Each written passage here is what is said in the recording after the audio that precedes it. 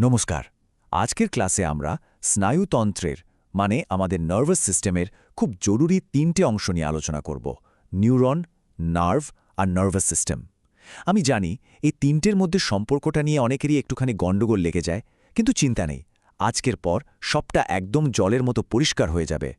আমি তোমাদের জীবনবিজ্ঞানের শিক্ষক, আর আজকের এই ক্লাসে আমার একটাই চেষ্টা থাকবে যাতে সবচেয়ে সহজ উপায়ে তোমরা পুরো বিষয়টা বুঝতে পারো।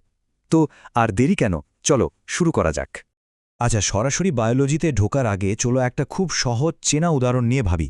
তোমরা কি কখনো ভেবে দেখেছো একটা কাপড় কিভাবে তৈরি হয়? ওই পুরো প্রক্রিয়াটার কথা একবার মাথায় আনো তো।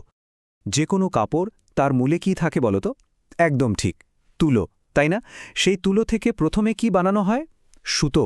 আর তারপর সেই হাজার হাজার সুতোকে একসাথে বুনে তৈরি হয় একটা আস্ত কাপড়। তাহলে ব্যাপারটা কি দাঁড়ালো? প্রথমে তুলো, সেখান থেকে সুতো, আর সব শেষে কাপড়। এই সহজ ধাপগুলো শুধু একটু মাথায় রাখো। এখন তোমরা হয়তো ভাবছ, জীবনবিজ্ঞান ক্লাসে হঠাৎ এই তুলো, সুতো, কাপড়ের গল্প কেন বলছি? আসলে বিশ্বাস করো, এর পেছনে একটা দারুণ কারণ আছে। আমাদের স্নায়ুতন্ত্রের পুরো গঠনটা না ঠিক এই সহজ নিয়মটা মেনেই তৈরি হয়েছে। কিভাবে? চলো সেই রহস্যটাই আজ আমরা ভাঙব। হ্যাঁ, আমি ঠিকই বলছি। আমাদের স্নায়ুতন্ত্রের যে মূল উপাদানগুলো আছে তাদের নিজেদের মধ্যে সম্পর্কটা এক্কেবারে ওই তুলো থেকে কাপড় তৈরি হওয়ার মতো সোজা। তো আমাদের এই গল্পের তুলোটাকে জানো, ওটাই হলো নিউরন, মানে স্নায়ুকোষ। বলতে পারো এটাই হলো আমাদের নার্ভাস সিস্টেমের একদম গোড়ার জিনিস, সবচেয়ে ছোট একক। সব কিছু শুরু কিন্তু এই নিউরনকে দিয়েই। আচ্ছা, এবার ভাবো তো, অনেকগুলো তুলো রাশ একসাথে করলে কি হয়? সুতো তৈরি হয়। ঠিক সেভাবেই হাজার হাজার নিউরন যখন একসাথে জুড়ে যায়, তখন তৈরি হয় একটা নার্ভ বা স্নায়ু। তাহলে আমাদের সমীকরণটা কি দাঁড়ালো? নিউরন হলো তুলো, আর স্নায়ু বা নার্ভ হলো সেই তুলো দিয়ে তৈরি সুতো। সহজ না?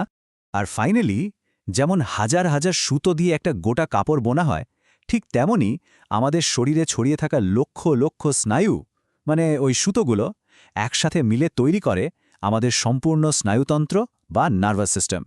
আর এই যে বিশাল একটা নেটওয়ার্ক, এটাই কিন্তু আমাদের গোটা শরীরটাকে কন্ট্রোল করে, চালায়। তবে এখানে একটা ছোট্ট কিন্তু আছে।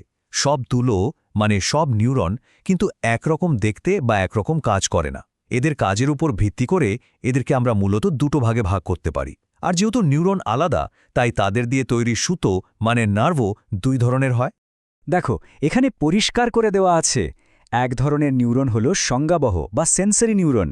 এরা সবাই মিলে তৈরি করে সংজ্ঞাবহ স্নায়ু। এদের কাজ কি? এদের কাজ হলো পরিবেশ থেকে খবর, মানে ধরো গরম বা ঠান্ডা লাগা, এই অনুভূতিগুলো ব্রেনে পৌঁছে দেওয়া। আর দ্বিতীয়টা হলো আজ্ঞাবহ বা মোটর নিউরন। এরা মিলে তৈরি করে আজ্ঞাবহ স্নায়ু। এদের কাজ ঠিক উল্টো, ব্রেন থেকে অর্ডার নিয়ে এসে আমাদের মাংসপেশিকে কাজ করানো। মানে একদম সোজা হিসেব, যেমন নিউরন তেমন তার কাজ, আর সেই অনুযায়ী তার স্নায়ু। তো গঠনটা তো আমরা বুঝে গেলাম, তাই না? একদম তুলো সুতো কাপড়ের মতো। কিন্তু এবার প্রশ্ন হলো, এরা কাজ করে কিভাবে? এদের কাজগুলোই বা একে অপরের সাথে কিভাবে যুক্ত? চলো এবার সেটাই দেখি। আসলে গঠনটা যেমন একটা সিঁড়ির মতো, কাজটাও ঠিক তেমনই একটা চেন। একটাকে ছাড়া অন্যটা পুরোপুরি অচল। কিন্তু কিভাবে কাজ করে এই চেনটা? দেখো, একটা সিগন্যাল আমাদের শরীরে কিভাবে যাতায়াত করে। স্টেপ 1, নিউরনের কাজ হলো একটা ইলেকট্রিক সিগন্যাল বা উদ্দীপনা তৈরি করা আর সেটাকে বয়ে নিয়ে যাওয়া।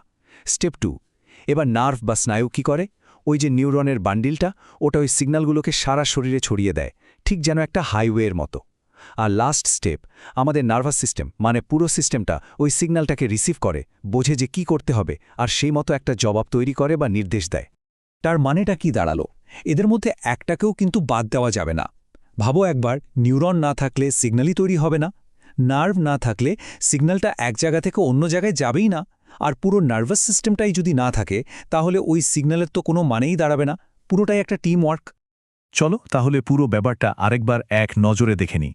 এইবার আমাদের তুলো সুতো কাপড়ের উদাহরণটা দিয়ে পুরো জিনিসটা একবারে মাথায় ঢুকিয়ে নেওয়া যাক। এই টেবিলটা খুব ভালো করে দেখো। এটাই হলো আজকের ক্লাসের আসল সারাংশ। একদিকে আমাদের চেনা উদাহরণ তুলো সুতো কাপড়, আর ঠিক তার পাশেই তার বায়োলজিক্যাল রূপ নিউরন, নার্ভ বা স্নায়ু। আর স্নায়ুতন্ত্র মানে তুলো ইজ ইকুয়াল টু নিউরন, সুতো ইজ ইকুয়াল টু নার্ভ, আর কাপড় হলো আমাদের পুরো নার্ভাস সিস্টেম। এই ছবিটা মনে রাখলে দেখবে আর জীবনেও এই কনসেপ্টটা ভুল হবে না। সম্পর্কটা এতটাই গভীর যে এটাকে একটা খুব সুন্দর লাইন দিয়ে বলা যায়, ঠিক যেমন তুলো ছাড়া সুতো হয় না আর সুতো ছাড়া কাপড় তৈরি করা যায় না। আর আমাদের বায়োলজির ভাষায় এর মানেটা কি?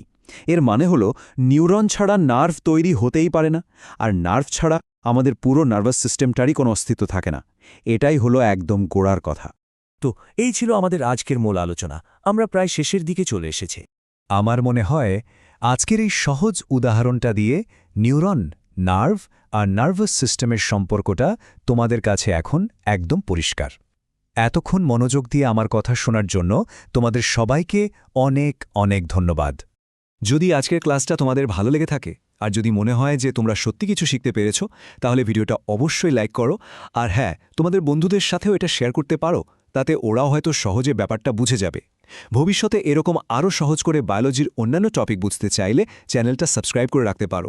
আবার দেখা হবে পরের ক্লাসে। সবাই ভালো থেকো।